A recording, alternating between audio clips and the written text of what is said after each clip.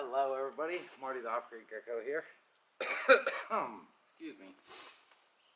And so, part of what I'm doing today is cleaning out the rest of these little trays and stuff that I grow my plants in so that they can be reused. These are basically just little solo cups that I was trying to use like a year and a half ago to start some trees.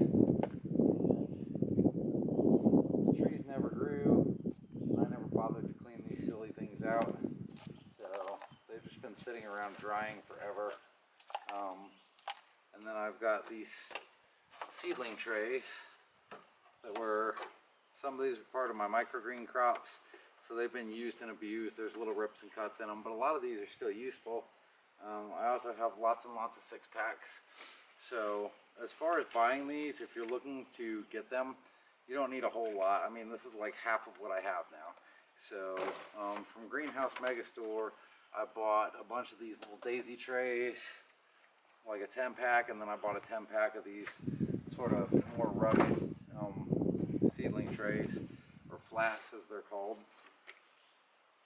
for use with the microgreens. And I'm not really doing that so much anymore because the market for it here just is non-existent. But these guys can be saved and reused over and over and over again. Now this is a regular one from the hardware store. It's got a little crack along the seam here, which is one of the reasons I got daisy trays, was to prevent that from happening, because that's pretty much, that'll go, and then the corners will rip out from time to time.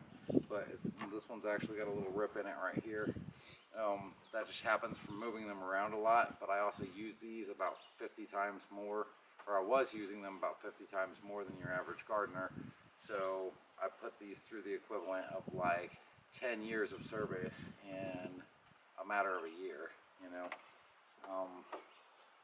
That said, these are fully reusable. They come in handy for lots of things, especially the daisy trays. Like, if you're gonna order something and you can't find these locally, I recommend highly getting like a 10-pack of daisy trays. Even if you don't think you're gonna use them all for seedlings, you can find other stuff. Like if you do the farmer's market thing, you can use them to hold some of your items, and then you can just lay the tray out and it makes a nice display. And they've got a little web pattern in the bottom. You can use them as drying racks for all kinds of stuff. If you're drying stuff like garlic or whatever in the shade, you just put the garlics in there and set them up somewhere high where they can dry off. That allows extra circulation from the bottom. Just numerous uses. I mean, pick your poison. I'm sure you can come up with something useful for them. These things, whether you get them from the hardware store, is fine. If you're not going to be using a lot of seedling trays, you can go down to Dollar General and you can get these packs. I don't have any of the, I might have a Jiffy tray in there, but I'm going to have to dig for it. For your little 6-pack seedlings. And these are meant to be like a single-use item, but as you can see, I've probably used these ones twice already, and they're still in perfect shape. Some of them are starting to get a little crinkled up because I squeeze them. If you leave them out in the sun, they can get kind of melty, so it's not a good idea to leave them out there for very long. And all I'm going to do basically is, aside from emptying these things out, is I just take the stuff on a nice sunny day. Hopefully it doesn't start raining again. I think the rain's over with. And just spray these little buggers out.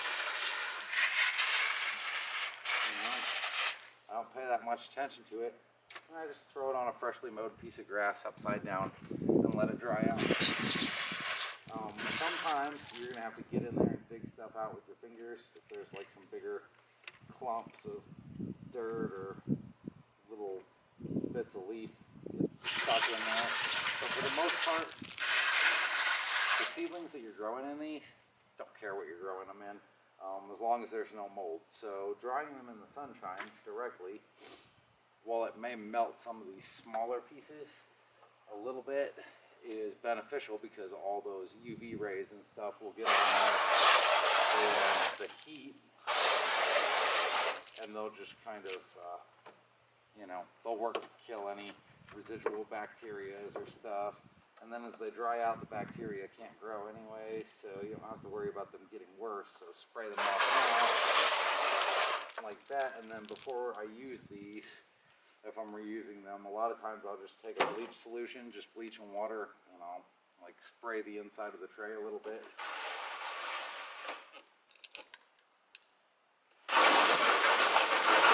There's a little bit of dirt on the back side of that one. I'll spray the tray down with that a little bit from a little squirt bottle, and that just ensures that all the bacteria are killed. Once that stuff's dry, I put my dirt in and go back to planting. But as you can see, I've got a stack of these. I've been working a little bit. I've got about half of them cleaned up and put up already and sorted into the different categories depending on, like the GreenHouseMegastore ones that are intact, I tend to keep in a separate pile because those are really strong. Some of them have holes drilled in them that I might use to do some outdoor planting activities. Like I might just do some outdoor seedlings here coming up for my summer planting of the garden. And yeah, that's that. Solo cups are kind of hit and miss. I mean, these are really great for like little outdoor pots.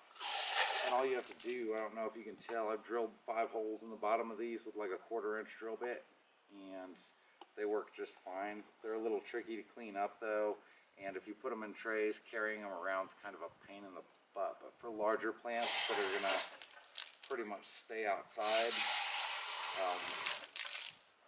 you can use these. That make very nice little potters for some of your larger plants. There's a tick rolling on me. Right there. Got him. Out of here. Yeah, and that's it. So just one of the many chores around here, and I probably should have already done it. This is like a spring cleaning type thing, but the weather hasn't been super cooperative, and I've been messed up in so many different tasks. I just haven't really got any of them around to it when it comes to this stuff. But yeah, just another thing that I'm doing. Fully reusable. I'll probably reuse it. Like I will not have to buy a single tray or a 6-pack probably next year. And a lot of times these Jiffy trays, if you want these little 6-packs really cheap, like that's the way to go. It's almost cheaper than ordering them, having to pay shipping, even if you unless you're ordering like a ton of them in bulk. And you can get a freight charge on them. Yeah, $5 and you get a tray and a bunch of 6-packs, and stuff's fully reusable. So even if you're using the trays for something like microgreens, you could still reuse some of the 6-packs, and they also make handy little sales if you're doing vegetable plants at the farmer's garden.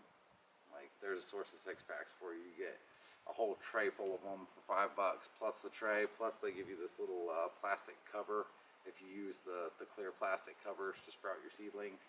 Like, so that's a pretty good deal on those. GreenHouseMegastore, if you want some hefty trays. I've been more than happy with these. I don't have anything really to compare them to except the stuff from the hardware store and those little Jiffy trays, but they're pretty solid and they seem to hold up compared to everything that I've used so far. I've got to pick more ticks off of me. I've been mowing a little bit, like this stuff with the scythe to clear little areas like this where I can work, and around the garden too. So I'm doing some of that. There's a Lespedosa growing by my house. I'm also planning on doing some more plant videos today, so I need to get going on that. I need to get going on this. I need to finish my laundry, and I need to remember to eat at some point. So I will talk to you later. Stay tuned, subscribe, and tell your friends. If you like my videos, share them.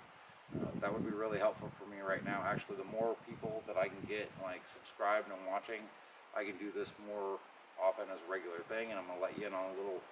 I actually got like 1,000 views in the last 28 days on my channel, so I'm pretty stoked about that because the YouTube thing's finally starting to pick up, and it's all thanks to you guys, and I really, really appreciate you for that. So if you really like this stuff and you're already following, maybe tell 2 or 3 friends, be like, hey, check this out. Maybe they'll follow me too. Maybe they'll be able to gain something from all this. I don't know. Or if anybody's thinking about living off grid, like, hey, this guy's doing it and he'll give you a real world explanation. I mean, I don't dress anything up around here. I don't puff it up. I've got tin cans laying around because I haven't done my aluminum smelting completely figured out yet. You know, I'm gonna shoot it to you straight. Anyways, I'm gonna get back to this, and I'll be recording some more video today, so there'll probably be a lot of videos coming up pretty soon. Talk to you later.